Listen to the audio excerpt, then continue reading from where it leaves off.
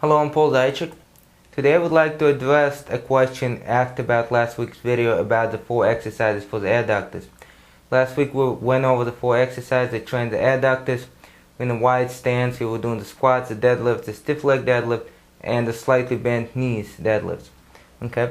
So the question was, how does that apply to the combat and how does that apply to the horse stance? Well, and what happens if the toes are forward all the time? So the question pretty much is, if you have your toes forward, what happens if you try to squat down with the toes forward? You could squat down to some degree, but the movement becomes from the ankles.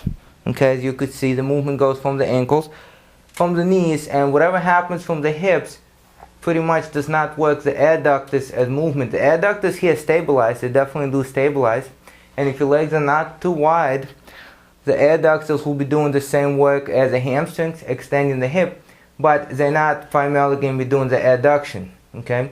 As opposed, if your toes are out, here you have the upper legs come out and then come in, so you can see the adduction, okay, here. Or holding your legs in adduction, holding your legs apart and moving, that's another issue, okay? As for knees bend going forward. But if you're squatting straight down, it's best to keep the toes out, not forward. Now, how does that apply to actual combat? Well, this is a training exercise. This is not an application to combat. In combat, of course, you would not try to spar somebody.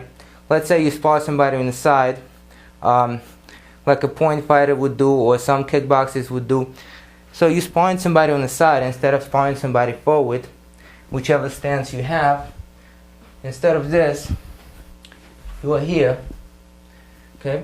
So if you're in that position, you do not want your toes out, okay? Because if your toes are out, number one, you're losing stability, and number two, you're losing mobility. So pretty much you're gaining nothing. Okay, maybe you can get a little bit lower here than you would here, and it's easier on your hips. But in terms of stability and mobility, especially if you intend to stay this high and you have no intentions of going this low, you really do not need to move the toes out. The toes should be forward. Because once again, if the toes are out, you're pushed forward or you're pushed back, you're going to fall. Or if the movement takes you forward or takes you back, you're not going to be very stable. Okay? Having the feet parallel makes you more stable. That's for stability. And for mobility, of course, if you want to push forward, you have to have the full range of motion, okay, in that ankle to propel you forward, okay, or propel you back. If you're like this, you know, it's not that easy, and you don't have that much force to propel you forward because the ankle is already not very useful here. Okay? Same thing with the leg. Stronger push from here than from here if you're moving side to side in actual combat. So, once again, this is not for combat training specifically.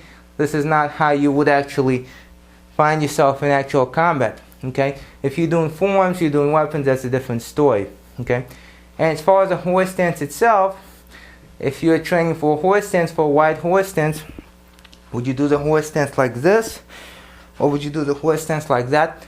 That depends on your style. Okay? It's a little bit easier on your knees and easier on your hips to do the horse stance this way. Okay? Now, if you train your horse stance for something that you're going to actually apply in combat, don't do a very low horse stance. Stay higher, have your toes forward, and this is going to be something that you do in combat.